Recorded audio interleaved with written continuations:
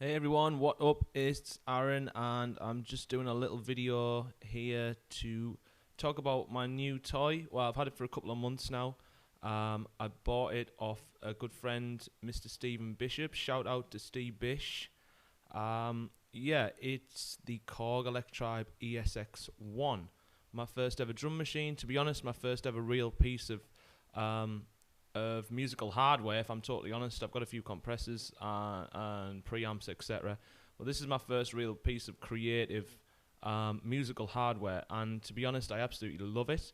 It's changed the way I write. It's changed the way I think about composing now. So yeah, I'm just going to do a couple of tutorial videos just to outline what it does. So let's just dive straight in. So for those of you that aren't aware what this machine is, basically it's a drum machine, it's a drum computer or sampler. We've got possible 2, 4, 6, 8, 10, 12, 13, 14 channels essentially, with an audio input also up here. These all store a sample, and then we can manipulate the sample using all the settings here. We've got an effects bank here. We can assign effects to the samples, and then we've got our sequencer section down here. Transport appears here. So obviously we've got the old play button, stop button, record button. We can tap out a tempo. We can mute certain parts if we hold this button. I realise I'm flying through this, but don't worry, I'm just going to go back. This is just for a general overview. So, yeah, when you start it up, your memory card will most likely be full of preset patterns. And you can jog through the patterns by selecting this pattern button here and then using the jog wheel to cycle through. And you can see that a lot of these at the beginning are actually unnamed. That's because I've cleared the patterns. I've written my own patterns into those slots. So the next available preset pattern is number 15. So the first thing I usually want to do is to just get rid of the information stored within that pattern. So to do that, we hold the shift button and we hit 7. The 7 button will start flashing, and that just means it wants you to confirm your actions. So just hit it again and it clears that pattern entirely. So now if we cycle through our drum samples, you can see that they're all the same. And they all default to the first sample stored on the Korg, on the Electribe, which is this bass drum 1. Okay, it's kind of a bog standard generic electronic kick. Yeah, so from here we can start loading up the samples that we want, and then ultimately creating drum patterns using the sequencer down here. So let's do that. Let's show you how we edit the samples themselves. So the pattern button and the jog wheel there allows us to cycle through patterns. To cycle through samples, what we want to do is select the sample that we want to change. So let's just choose number 1 by hitting the button down here. And then we want to select this button here, which is part edit. Okay, we select that and we get this display here, the LCD display, telling us what sample is loaded into that slot. And like I said, at the minute it's this bass drum 1. All we have to do to change that is to just move the jog wheel, and we can cycle through the available samples. So we want a kick drum. To be honest, I might even just leave it on this bass drum 1 for the first slot. I'm just going to turn it down a bit up here. I'll come back to that in a second. And I'm just going to get rid of the sequence data. So, yeah. So we've got our first sample loaded in, and we can preview it just by hitting the first sample slot. Okay. Now, we use this section down here to program the sequence data for that slot. So if I do a 4 to the floor, so we've got notes being triggered on the 1st, 5th, 9th and 13th step, and if we now hit the transport to play,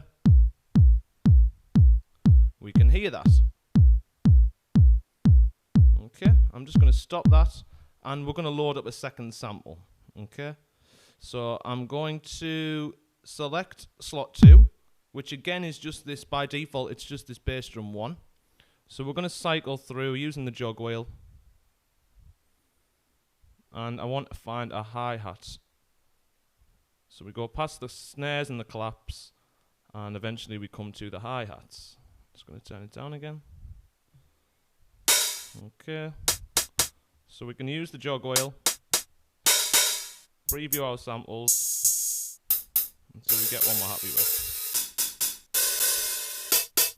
Okay, and I think I'm going to stick with this one. Okay, hi-hat 2, C for closed. Okay, so now you'll notice that the sequence data there's no sequence data, sorry, for this second slot because we haven't programmed any yet. If we go back to the first sample slot, we can see that our sequence data appears there that we programmed previously. So every time you hit a new slot, the sequence data for that will appear down here. So we've got our 4 to the floor, and now we want to program our hi-hat sequence. So we can do that while it's playing, or we can do it while it's stopped. Let's play it so that we get a better feel.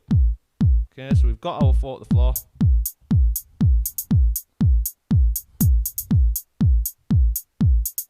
Okay, and there we have it. It's that easy. You select your sample slot, and then you input your notes on the 16-step sequencer down here. And obviously, we can carry on adding samples as we please. So I'm going to go ahead and put a snare into this. I've selected the 3rd sample slot. I'm using the jog wheel to cycle through the samples. Preview as we go by hitting.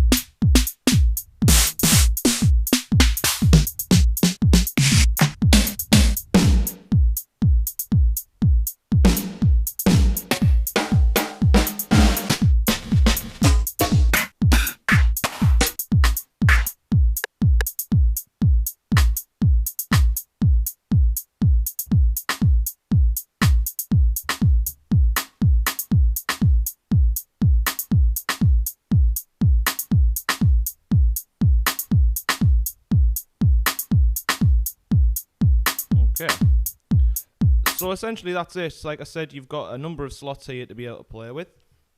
That's how you edit your samples and start sequencing them at a very basic level.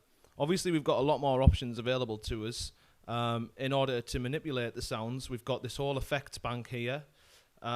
We've got all of this kind of common parameters, including sample start time, the length of the sample, pan controls here, overall level, which I've been playing with quite a lot, and we've got pitch, a pitch parameter here as well.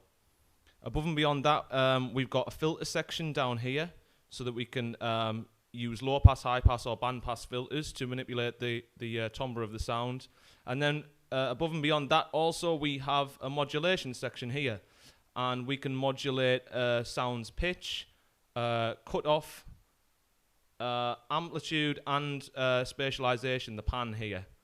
Okay, so we've got quite a lot of features there that enable us to take these kind of bog standard samples and turn them into something more creative and more unique sounding. So that's what we're going to have a look at doing next. I'm just going to go ahead and program a pattern, a kind of basic pattern first, and then we're going to have a look at some of these more advanced features. Okay, so I've gone ahead and I've programmed a little sequence, a little drum pattern. I've added quite a few samples down here. No, I haven't used all of the slots. But at the minute, it just kind of sounds a bit dull. It's a bit generic. I'll play the pattern, and then we're going to look at how we can manipulate the sounds using all of this section here to get something more interesting sounding. Okay, so here's the beat as it stands now. Okay, and you'll notice that these light up, the slots light up when the sample is being triggered. So even if you can't see the sequence data, you can always see when a sample is being triggered there. So yeah, pretty dullard, a bit of a dullard beat. So we're going to go ahead and we're going to start to manipulate these sounds further. Now I want to kind of do this a sample at a time. So what I'm going to do, I mentioned this earlier, I'm going to mute everything but the sample that I'm manipulating. So the way that we do that, we hold this part mute button, and then all of the sample slots light up, and we just get rid of the ones that we don't want. So for now, I just want to be able to hear the kick drum sample. So now if we play that, everything else disappears. To bring it back, we just have to hold the part mute button and then click the sample slot that we want to sound through again. Like I said, we're just going to deal with the kick drum now. So with the kick drum selected here, I want to start messing around with the filter. I want to take some of that high end off it. Okay, so all we do, we come over to this encoder, this pot down here, and we affect it how we want. So we've got a cut off here. You can see that it's on a low pass filter, but I could change that to high pass by clicking this type button, or band pass. I'm going to stick with low pass for now though. So I've dropped almost all of the high frequency content out of it. I could push the resonance up a bit. Okay, just to demonstrate. And this pot here is kind of like a time. It's a time parameter for how quickly the filter comes into effect. So if I reduce, if I push it to the left of center, we can hear that it kind of sweeps in. And the further towards the center and beyond, it's got a sharper attack. The filter has got a sharper attack time. So I'm just going to reduce that ever so slightly. Okay. Okie dokie. So that's the filter section. Okay, it's very, very straightforward, but it allows you to do some really nice creative things with your sounds and just take them beyond the norm. Just very quickly, I'm just going to show you how we edit the tempo of a pattern. To do that, we hit the pattern button here, and then we use these arrow keys to move in between various menus, okay, for the pattern. And the first one you come to is tempo. I'm going to use the jog wheel to drop the tempo down to around 110, 111 I'll leave it at. And I'm also going to go down once more on the pattern menu, and I'm going to increase the swing, set the swing to kill, okay, 75, maybe a bit strong. I'll set it to 70. Okay, you won't be able to hear that until the hi-hat's coming in really. But yeah, I mean, it's a really, really nice swing feature. It gives it a lot of natural rhythm, okay. So that is how we do that. Above and beyond that, we've got pattern length, and we've got this roll type as well, which governs this kind of flam feature we've got here that you can set on individual samples, okay? But we'll come back to that. So, back to sample editing. So I've messed about with my kick drum. Okay, I'm going to start bringing in the next sample. So what did I have here? Okay. It's another kick, just to add a little bit of punctuation at the end of the phrase. So what I'm going to do with this, I'm going to change the filter again. Okay, I'm going to put it on a band pass. And I'm going to mess about with the cutoff and the res. Just boost it a little. Now I'm going to show you this modulation feature up here, okay? So we can, like I said, we can modulate pitch, cutoff, amplitude, and pan. And this is kind of the shape here that we can flick through, the shape of the modulation. And this is a speed pot here, how fast it modulates.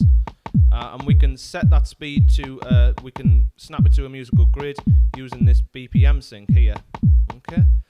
So let's just walk through this, okay? I'm just going to get rid of the kick drum so we can just hear this second kind of stab. Okay, now with this depth pot set to 0, it won't modulate at all. But as soon as I kind of move that, okay, we can hear that it's changing the pitch of the sound, and we can like I said, we can change how fast it does that. Okay, so we can get some really squelchy kind of sounds using that. I'm going to actually snap it to a BPM now though. And if you notice here, that our speed is now in musical grid.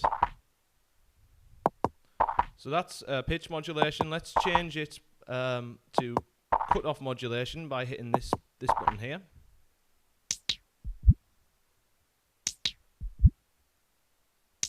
Okay. And then obviously amplitude kind of speaks for itself, and pan. It's just affecting the volume and obviously the spatialization of the sound. I'm going to leave it on pitch because we got some nice sounds with that. And I'm going to bring the kick back in. Okay, and I'm happy with that. Okay. Straight away we've got a way more interesting sound than if, well, I'll set it back to 0. It's just really static. I'm going to push it back up. And we've got this really crazy movement happening with the sound now. Really nice. Okay, so I'm going to bring the hi-hats back in. They're a bit loud, so I'm going to drop them down. Okay, and I'm going to do a similar thing with the hi-hats actually. So I'm going to put them on a high-pass filter. Actually, no, I'm going to put them on the bandpass. It's quite a high bandpass, so we don't lose any of the hi-hats.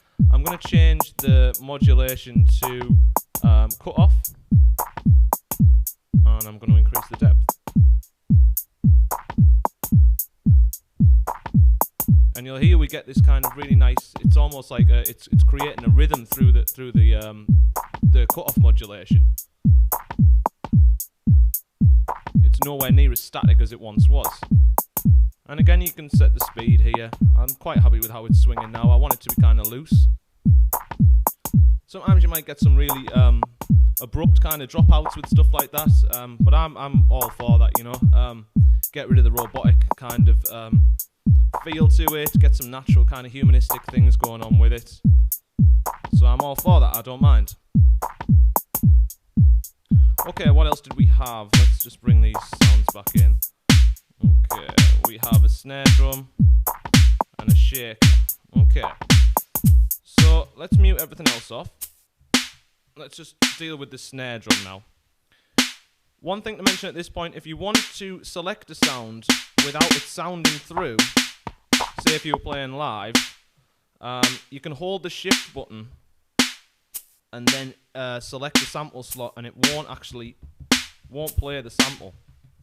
So that's handy for kind of selecting sounds on the fly without them sounding through. Okay, so I'm going to select the snare drum. And the first thing I'm going to do, we haven't spoke about this bit yet, so I'm going to drop the pitch of the snare drum quite drastically. Whoa, not that drastically. Okay, so that's very basic. It is what it says. It's just a transposition wheel essentially. And the second thing I'm going to do, I'm going to change this sound from having a kind of constant sustain to being a decayed sound using this button here, the amp button.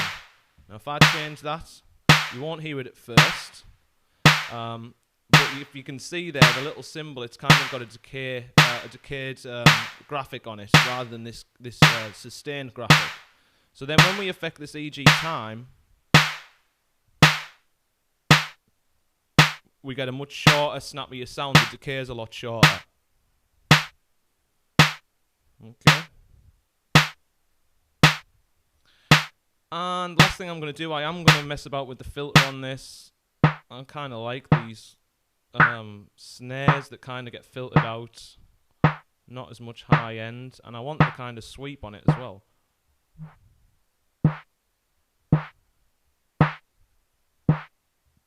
Just spend some time looking about with this.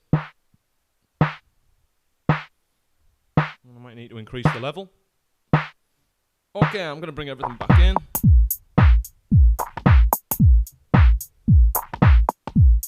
And straight away we've got a much more interesting sounding beat. Got a lot of modulation going on that gives it some really nice rhythms. I'm I'm going to turn that hi-hat down just a tad. Okay. Now what else did I have? I had this shaker. Okay, and I'm going to do some quick stuff with this. I'm going to drop this right down. I'm going to do some cut-off modulation on this, or even pitch modulation.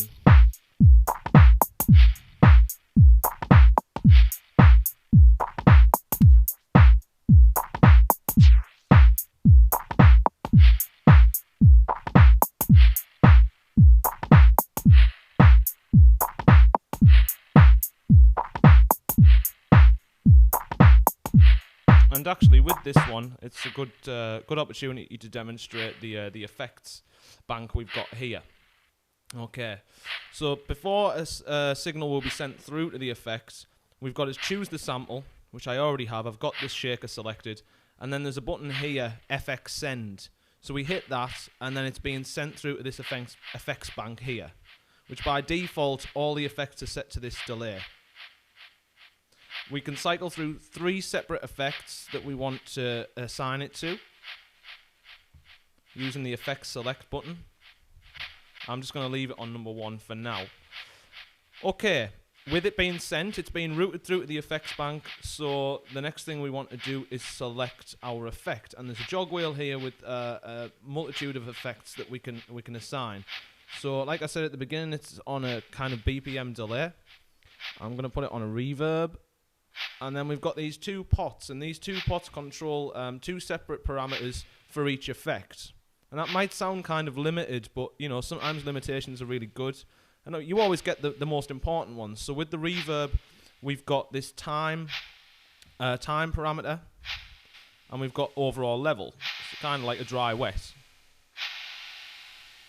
Okay, it's not the greatest reverb in the world, but it adds a bit of flavour.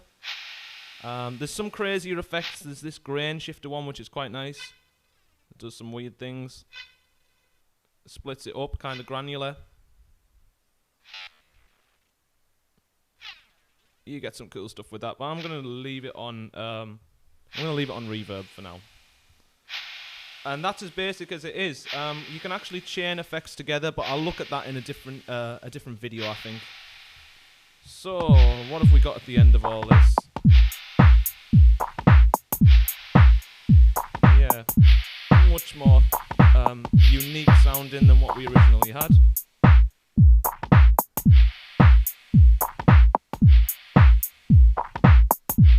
And that's it really, that's how we program a beat and how we affect our samples.